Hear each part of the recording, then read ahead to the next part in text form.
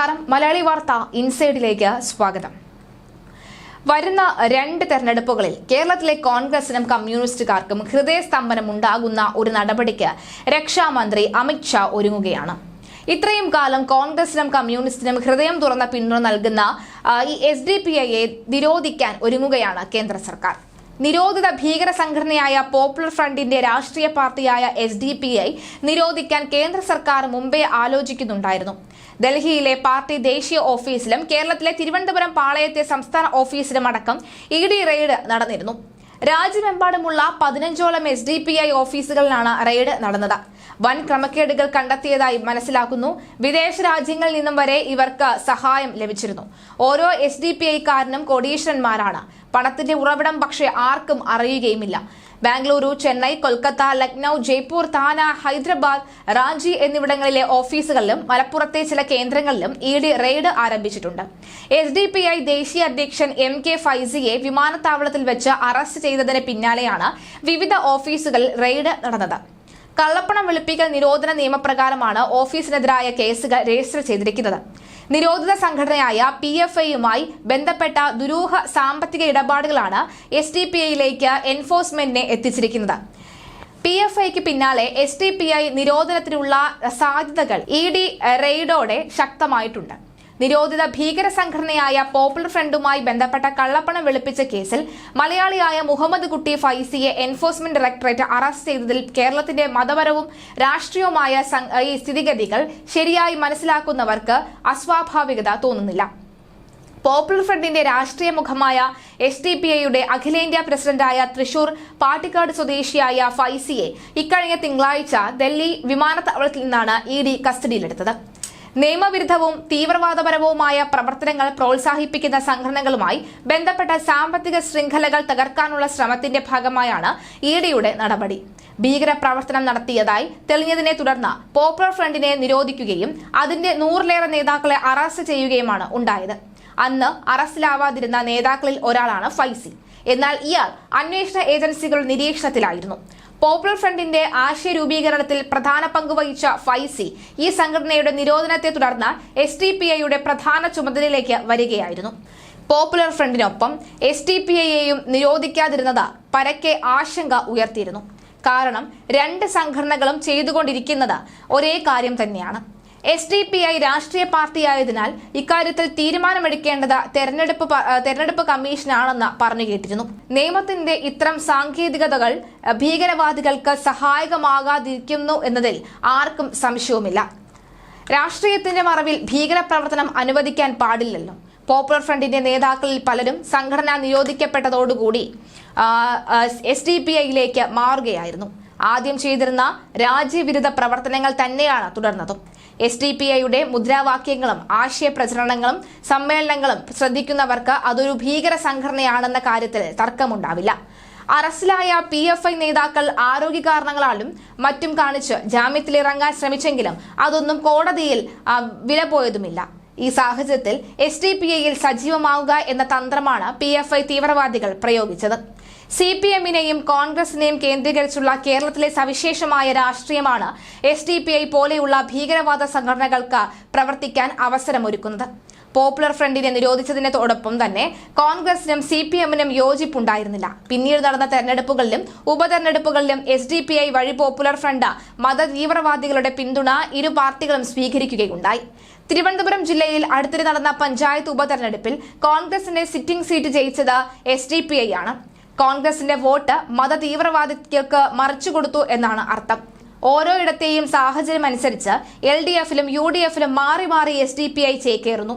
ഇടതു വലത് മുന്നണികൾക്ക് നേതൃത്വം നൽകുന്ന കോൺഗ്രസും CPMും SDPI ബന്ധത്തിന്റെ പേരിൽ പരസ്പരം കുറ്റപ്പെടുത്തി ജനങ്ങളെ കബളിപ്പിക്കുകയും ചെയ്യും. ഹിന്ദു മതേതര വോട്ട് ആകർഷിക്കാനാണ് ഇത്. പോപ്പുലർ ഫ്രണ്ടും SDPIയും തമ്മിൽ വ്യത്യാസമില്ലെന്നാണ് ഇപ്പോൾ അന്വേഷണ ഏജൻസികൾ കണ്ടെത്തിയിരിക്കുന്നത്. പോപ്പുലർ ഫ്രണ്ടിന്റെ പ്രവർത്തനത്തിനായി രാജ്യത്തിന് പുറത്തുനിന്ന് നിയമവിരുദ്ധമായി ഒഴുകിയെത്തിയ കോടിക്കണക്കിന് രൂപ കൈകാര്യം ചെയ്തത് SDPI ആണ് എന്ന് അന്വേഷണ ഏജൻസികൾക്ക് വിവരം ലഭിച്ചിട്ടുണ്ട്. ഈ പശ്ചാത്തലത്തിൽ ഫൈസിയുടെ അറസ്റ്റ് നിർണായകമാണ്. ഫൈസിമാർ നിരവധി ഉണ്ടാവും എന്ന ഉറപ്പുമാണ്. രാഷ്ട്രീയ പ്രവർത്തനത്തിന്റെ മറവിൽ ഭീകരപ്രവർത്തനം അനുവദിക്കാൻ പാടില്ല. എന്തുകൊണ്ട് ആണ് അല്ലെങ്കിൽ എന്തു കാരണം കൊണ്ടാണോ PFI നിരോധിക്കപ്പെട്ടത്, അക്കാരണത്താൽ SDPIയെയും നിരോധിക്കേണ്ടിയിരുന്നു. കേന്ദ്ര സർക്കാരിന്റെയും തെരഞ്ഞെടുപ്പ് കമ്മീഷന്റെയും ഭാഗത്തു നിന്ന് ശക്തമായ നടപടികൾ ഉണ്ടാവണം. എന്നാൽ ഇലക്ഷൻ കമ്മീഷന്റെ തീരുമാനത്തിന് കാത്തുനിൽക്കാതെ നിരോധിക്കാനാണ് ശ്രമം. പോപ്പുലർ ഫ്രണ്ട്, SDPI തുടങ്ങിയ സംഘടനകൾക്കെതിരെ കേന്ദ്ര സർക്കാർ പിടിമുറക്കി തുടങ്ങിയിട്ട് കാലം കുറേയായി. അക്രമ സ്വഭാവത്തിലുള്ള ഇവരുടെ പ്രവർത്തനങ്ങൾ കേന്ദ്രം കർശനമായി നിരീക്ഷിച്ച് വരികയായിരുന്നു. ആദ്യകാലത്ത് കുടുംബാംഗങ്ങളെ ഇവർ രാഷ്ട്രീയ പ്രവർത്തനത്തിലേക്ക് കൊണ്ടുവന്നിരുന്നില്ല. പൗരത്വ പ്രക്ഷോഭം നടക്കുന്ന കാലത്താണ് കുടുംബാംഗങ്ങളും രാഷ്ട്രീയ പ്രവർത്തനത്തിൽ സജീവമായത്. സ്ത്രീകളും കുട്ടികളും ഇത്തരം സംഘടനകളുടെ യോഗത്തിൽ പങ്കെടുക്കുന്നു. മാവോയിസ്റ്റ് പ്രവർത്തനങ്ങൾക്ക് സമാനമായാണ് ഈ പ്രവണതയെ കേന്ദ്ര സർക്കാർ കാണുന്നത്. അതായത് കുടുംബത്തിനുള്ളിൽ തന്നെ തീവ്രവാദം വളർത്തുകയാണ് ലക്ഷ്യം. 1992 ബാബറി മസ്ജിദ് തകർന്നതിന് ശേഷം 3 മുസ്ലിം സംഘടനകളെ ലയിപ്പിച്ചാണ് 2006 പോപ്പുലർ ഫ്രണ്ട് ഓഫ് ഇന്ത്യ രൂപീകരിക്കപ്പെട്ടത്. കേരളത്തിന്റെ ദേശീയ വികസന മുന്നണി, തമിഴ്നാട്ടിലെ വനിതാ നീതി പാസാരി എന്നിവയാണ് അവ. ആന്ധ്രാപ്രദേശിലെ അസോസിയേഷൻ ഫോർ സോഷ്യൽ ജസ്റ്റിസ്, ഗോവയിലെ സിറ്റിസൺസ് ഫോറം, രാജസ്ഥാനിലെ community social and education society, പശ്ചിമ ബംഗാളിലെ നാഗരിക് അധികാര സുരക്ഷാ സമിതി, മണിപ്പൂരിലെ ലൈലോങ് സോഷ്യൽ ഫോറം എന്നിവയും പോപ്പുലർ ഫ്രണ്ടിലെ അംഗങ്ങളുടെ സംഘടന അല്ലെങ്കിൽ അംഗ സംഘടനകളാണ്. Junior friends, campus front of India, national women's front, all India imams council, national lawyers network, media research and development foundation, Sathyasarani എന്നിവ പോപ്പുലർ ഫ്രണ്ടിന്റെ പോഷക സംഘടനകളുമാണ്. Social democratic party of India എന്ന SDPI എന്ന രാഷ്ട്രീയ കക്ഷിയും PFIക്കുണ്ട്. ദേശീയ സ്വയംഭരണ തെരഞ്ഞെടുപ്പിൽ സജീവമായ പങ്കാളിത്തം ഈ പാർട്ടിക്ക് ഉണ്ടായിരുന്നു. എല്ലാ വർഷവും ഫെബ്രുവരി 17 എല്ലാ ജില്ലാ ആസ്ഥാനങ്ങളിൽ സംഘടന ഐക്യ മാർച്ചുകൾ നടത്തുന്നു. യൂണിഫോമിൽ താരങ്ങളും ചിഹ്നങ്ങളും വഹിച്ചാണ് മാർച്ച്. പോപ്പുലർ ഫ്രണ്ടിന്റെ സ്ഥാപക ദിനമാണ് അന്ന്. എല്ലാ വർഷവും സ്വാതന്ത്ര്യദിനത്തിൽ അവർ നടത്തിയിരുന്ന സ്വാതന്ത്ര്യ പരേഡ് 2013 കേരള സർക്കാർ നിരോധിച്ചിരുന്നു. ഇതിന്റെയും SDPIയുടെയും പ്രമുഖരായ നേതാക്കളിൽ പലരും നിരോധിക്കപ്പെട്ട തീവ്രവാദ സംഘടനയായ സിമിയുടെ മുൻകാല പ്രവർത്തകരാണ് എന്ന് മാധ്യമ റിപ്പോർട്ടുകളുണ്ട്. വിവാദ ചോദ്യപേപ്പർ തയ്യാറാക്കിയ തൊടുപുഴ ന്യൂമാൻ കോളേജ് അധ്യാപകനായിട്ടുള്ള TJ ജോസഫിന്റെ വലത് കൈ വെട്ടിമാറ്റിയ സംഭവത്തിൽ പോപ്പുലർ ഫ്രണ്ട് പ്രവർത്തകൻ ഉൾപ്പെട്ടിരുന്നു. ഈ കേസിൽ വിധി പറഞ്ഞ കോടതി 54 പേരിൽ 13 പേരെ ശിക്ഷിച്ചു. ഇതിൽ 10 പേർക്കെതിരെ UAPA നിയമം ചുമത്തിയിരുന്നു. വടക്കൻ കേരളത്തിലെ കണ്ണൂർ ജില്ലയിൽ നാറാത്ത് പാമ്പുരുത്തി റോഡിന് സമീപമുള്ള പോപ്പുലർ ഫ്രണ്ടുമായി ബന്ധമുള്ള ടണൽ ചാരിറ്റബിൾ ട്രസ്റ്റ് ഓഫീസിൽ ഏപ്രിൽ 23 പോലീസ് റെയ്ഡ് ചെയ്തിരുന്നു. റെയ്ഡിൽ 21 പോപ്പുലർ ഫ്രണ്ട് പ്രവർത്തകരെ പോലീസ് അറസ്റ്റ് ചെയ്തു. ഇവിടെ നിന്നും പോപ്പുലർ ഫ്രണ്ടിന് തീവ്രവാദ ബന്ധമുണ്ട് എന്നും സ്ഥിരീകരിക്കുന്ന തെളിവുകൾ കണ്ടെത്തുന്നതായി പോലീസ് ആരോപിച്ചിരുന്നു. റെയ്ഡിൽ ബോംബ്, വടിവാൾ, ബോംബ് നിർമ്മാണ സാമഗ്രികൾ, ദേശവിരുദ്ധ സ്വഭാവമുള്ള രേഖകളും കണ്ടെത്തുന്നതായും പോലീസ് പറഞ്ഞിട്ടുണ്ട്. ഈ കേസിൽ ചുമത്തിയ UAPA നിലനിൽക്കില്ല എന്ന കേരള ഹൈക്കോടതി വിധികളും പുറത്തു വന്നിരുന്നു. ആ വിധി സുപ്രീം കോടതി ശരിവെക്കുകയും ചെയ്തിട്ടുണ്ട്. അഭിമന്യു വധമാണ് പോപ്പുലർ ഫ്രണ്ടിന് നേരെയുള്ള മറ്റൊരു ആരോപണം. എറണാകുളം മഹാരാജാസ് കോളേജിലെ 2ാം വർഷ കെമിസ്ട്രി വിദ്യാർത്ഥിയും SFI ഇടുക്കി ജില്ലാ കമ്മിറ്റി അംഗവുമായ അഭിമന്യു കൊല്ലപ്പെട്ട സംഭവമാണ് ഇത്.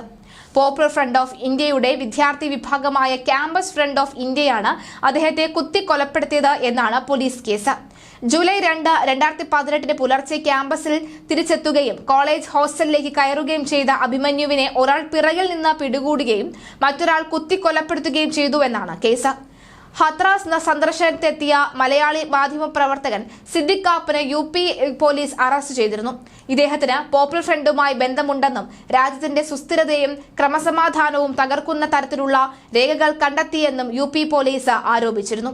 പോപ്പുലർ ഫ്രണ്ടിന് നേരെ കൂടുതൽ നിയന്ത്രണങ്ങൾ ആദായ നികുതി വകുപ്പ് ഏർപ്പെടുത്തിയത് അടുത്ത കാലത്താണ്. സംഘടനയ്ക്ക് ലഭിച്ചു വന്നിരുന്ന ആദായ നികുതി നിയമത്തിലെ 80G ആനുകൂല്യം വകുപ്പ് റദ്ദാക്കിയിട്ടുണ്ട്. ഒരു പ്രത്യേക വിഭാഗത്തിൽ മാത്രം ആനുകൂല്യങ്ങൾ ലഭിക്കുന്നുവെന്നും ഇതുവഴി ആദായ നികുതി ചട്ടങ്ങൾ ലംഘിച്ചുവെന്നും ചൂണ്ടിക്കാട്ടിയാണ് നടപടി. ചാരിറ്റബിൾ സ്ഥാപനങ്ങൾക്കും ദുരിതാശ്വാസ ഫണ്ടുകൾക്കുമുള്ള ഇതുവഴി ആദായ നികുതി ചട്ടങ്ങൾ ലംഘിച്ചുവെന്നും ചൂണ്ടിക്കാട്ടിയാണ് നടപടി. ചാരിറ്റബിൾ സ്ഥാപനങ്ങൾക്കും ദുരിതാശ്വാസ ഫണ്ടുകൾക്കുമുള്ള സംഭാവനകൾക്ക് ഈ സംഘടനകൾക്ക് ആദായ നികുതി നിയമത്തിലെ 80G പ്രകാരം ഇളവുകൾ ലഭിക്കും. എന്നാൽ പോപ്പുലർ ഫ്രണ്ടിനെതിരെയുള്ള തീവ്രവാദ അടക്കമുള്ള ആരോപണങ്ങൾ സംഘടന നിരോധിച്ചിട്ടുണ്ട്. ഇത്തരം ആരോപണങ്ങളാണ് പോപ്പുലർ ഫ്രണ്ടിനെതിരെ പ്രചരണ ആയുധമായി മാറുന്നത്. 2010 ഇന്റലിജൻസ് ബ്യൂറോ ആദ്യമായി പോപ്പുലർ ഫ്രണ്ടിനെതിരെ സംസ്ഥാന സർക്കാരിന് മുന്നറിയിപ്പ് നൽകിയത്.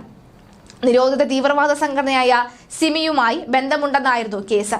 2017 ദേശീയ അന്വേഷണ ഏജൻസി ഇവർക്കെതിരെ ഏറെ ഗുരുതരമായ മറ്റൊരു റിപ്പോർട്ട് സമർപ്പിച്ചു. ബാംഗ്ലൂർ സ്ഫോടന കേസിലും ലവ് ജിഹാദ് കേസിലും പോപ്പുലർ ഫ്രണ്ട് ഉൾപ്പെട്ടിട്ടുണ്ട് എന്ന കേന്ദ്ര റിപ്പോർട്ടുണ്ട്. ഇവയുടെ ശക്തി കേന്ദ്രങ്ങളിൽ അയോധന മുറകൾ പരിശീലിപ്പിക്കുന്നതായും റിപ്പോർട്ടിൽ പറയുന്നുണ്ട്. പാലക്കാട്, ആലപ്പുഴ രാഷ്ട്രീയ കൊലപാതകങ്ങളിലും ഇവർക്ക് പങ്കുണ്ടെന്നും കണ്ടെത്തിയിട്ടുണ്ട്.